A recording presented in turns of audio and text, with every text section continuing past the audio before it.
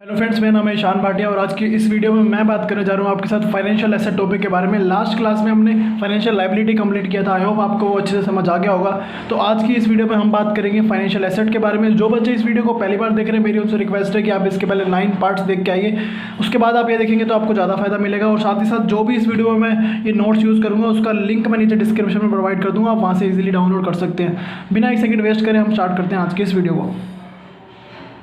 तो before starting this topic I just want कि हमने अभी तक इसके बारे में जो भी पढ़ा है वो एक बार फटाफट से रिवाइज कर ले। आइए देखते हैं हमने क्या पढ़ा था। तो हमने एक चार्ट देखा था जिसमें हमने EI, FL और FA तीनों का रिकॉग्निशन देखा था। जिसमें FA था, FA में क्या था, एमोटाइज्ड कॉस्ट पे रिकॉग्नाइज कर सकते हो, FVTPL पे और FVT OCI पे।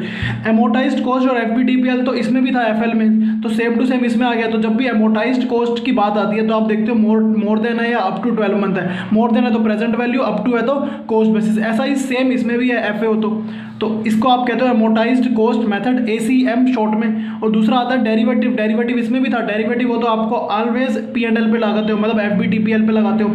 और कुछ इन्वेस्टमेंट्स हैं, अब इसमें जो नया पॉइंट आता है ना, सिर्फ एक ही पॉइंट नया आता है कि कुछ इन्वेस्टमेंट है, सर्टेन इन्वेस्टमेंट्स जिनको आप FVTPL पे भी रिकॉग्नाइज कर सकते हो और FVT OCI पर भी रिकॉग्नाइज कर सकते हो। तो इसके बाद हमने एक और चीज़ देखी थी कि FA किसे कहते हैं। तो कैश एंड बैंक बैलेंस हो उसे आप FA कहते हो। इन्वेस्टमेंट इन इक्विटी इंस्ट्रूमेंट हो, इक्विटी इंस्ट्रूमेंट मतलब किसी और कंपनी के शेयर खरीदे हो आपने, तो भी आप उसे FA कहते हो। Contractual right to receive cash और अदर फाइनेंशियल एसेट हो तो भी आप उसे FA कहते हो। जैसे FL में था कॉन्ट्रेक्चुअल ऑब्लिगेशन, यहाँ पर होता था contractual right to receive cash. उसके बाद था contractual right to receive cash और other financial asset in potentially favourable condition, वहाँ पर अनफेवरेबल होता था, यहाँ पर फेवरेबल होता था। नेक्स्ट हमने देखा था contractual right to receive on shares which are variable in nature, on shares which are variable nature. तो ये 5 केस थे जब हम कहते थे कि हाँ भाई ये हमारा फाइनेंशियल एसेट है। और इसके बाद हमने रिकॉग्निशन के बारे में देखा था कि भाई इक्विटी इंस्ट्रूमेंट हो तो कैसे कॉस्ट बेसिस पर रिकॉग्नाइज करना है, FL हो तो आपको कैसे रिकॉग्नाइज करना है, डेरिवेटिव हो तो अलग होता है, और शॉर्ट टर्म हो और लॉन्ग टर्म हो तो इसकी ट्रीटमेंट अलग रहती है। और FA के बारे में हमने कहा था कि इसको हम बाद में डिस्कस करेंगे। तो चलिए वापस आ जाते हैं हमारे टॉपिक पे जिसका नाम है फाइनेंशियल एसेट। तो हमने समझ लिया है कि भाई फाइनेंशियल एसेट क्या होती है। मेन वो 5 चीज़ें आपको याद रखनी चाहिए। और पहला चार्ट याद रखना चाहिए जिसमें हमने देखा था कि हाँ इसको FVT OCI पर, FVTPL पे और एमोटाइज्ड कॉस्ट मेथड तीनों पर आप रिकॉग्नाइज कर सकते हो। तो इसमें सबसे पहली चीज़ आती है कि FA क्या होता है। हमने पीछे चार्ट से देखा कि हाँ ये कंडीशन सेटिस्फाई होती है तो आप उसको FA कहते हो।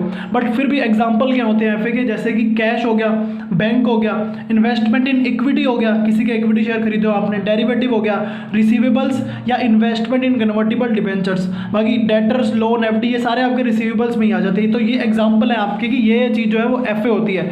बट हमारा मुद्दा ये है कि इसको क्लासीफाई कैसे करना है आपको, मतलब कौन सा मेथड लगाना है। हमने देखा कि कोई भी मेथड लग सकता है, इस पे ACM भी लग सकता है, इस पे FVTPL भी लग सकता है, FVT OCI भी लग सकता है, तीनों मेथड लग सकते हैं। बट कौन सा मेथड लगाना है, हमने ये चीज़ सीखनी है आज कि भाई अगर ये है तो तब कौन सा लगेगा, ये है तो तब कौन सा लगेगा, ऐसे करके हमने आज चीज़ सीखनी है। तो ऊपर से अगर देखिए कैश या बैंक है तो आप लगाते हो ACM, कैश या बैंक है ये आप ACM लगाते हो। अभी हमने समझा नहीं है कुछ भी, ये ऊपर से बताया जा रहा है कि हाँ अभी इसमें हम कई सारी चीज़ें समझेंगे तब जाके एंड ऑफ द क्लास में आपको समझ आएगा कि अच्छा ऐसे सब कंडीशंस है। यहाँ पर एक बार बस बताया जा रहा है कि आपको समझ आ जाए कि आप किस दिशा में जा रहे हो। तो इन्वेस्टमेंट इन इक्विटी है, अगर इन्वेस्टमेंट इन इक्विटी है तो आप OCI पर भी रिकॉग्नाइज कर सकते हो, FVTPL पे भी रिकॉग्नाइज कर सकते हो, जैसे स्टार्टिंग में हमने पहले चार्ट में देखा ही था। मतलब यार अगर इक्विटी की बात करूं तो इस पे भी आ सकता है, इस पे भी आ सकता है। तो मतलब इसमें झंझट है ना कि भाई हमें देखना पड़ेगा OCI पर डालना है या P&L पे डालना है। फिर डेरिवेटिव की बात आती है। अगर डेरिवेटिव की मैं बात करूं इसमें तो क्लियर कट है भाई P&L पे रिकॉग्नाइज होना है, चाहे वो FL में आप डालो या FA में डालो। डेरिवेटिव तो FL वाले में भी इसमें PL में जाता था, और फाइनेंशियल एसेट की बात करूँ इसमें डेरिवेटिव है तो भी आपका P&L में ही जाएगा। तो इसमें तो कोई झंझट ही नहीं है। झंझट है इसमें इन्वेस्टमेंट इन इक्विटी में, क्योंकि इसको OCI पर भी डाल सकते हो, P&L पे भी डाल सकते हो।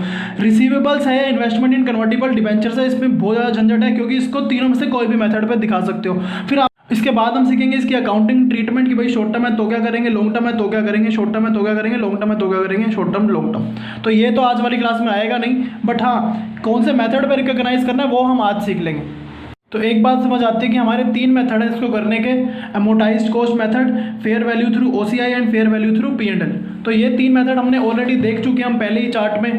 इनफैक्ट फर्स्ट क्लास में ये देख लिया था हमने, अमोर्टाइज्ड कॉस्ट पे आता है, बट अमोर्टाइज्ड कॉस्ट पे हम बात करें रिसीवेबल है, भाई रिसीवेबल मोर देन है या लेस देन है। और एफवीटीपीएल डेरिवेटिव और अदर इन्वेस्टमेंट को आप एफवीटीपीएल पे दिखा सकते हो, कुछ इन्वेस्टमेंट्स को आप ओसीआई पे भी दिखा सकते हो। मतलब इन्वेस्टमेंट ऐसी चीज़ है जो आप पीएनएल पे भी दिखा सकते हो, ओसीआई पर भी दिखा सकते हो। ठीक है जी, वही चीज़ हमने यहाँ पर भी समझी थी भाई, इन्वेस्टमेंट को आप दोनों चीज़ें पे जगह पर दिखा सकते हो। और अगर कोई रिसीवेबल वगैरह है तो आप उसको ओसीआई पर भी आ सकता है वो, और पीएनएल पे भी आ सकता है और एसीएम पर भी आ सकता है, तीनों ही चीज़ें उसमें।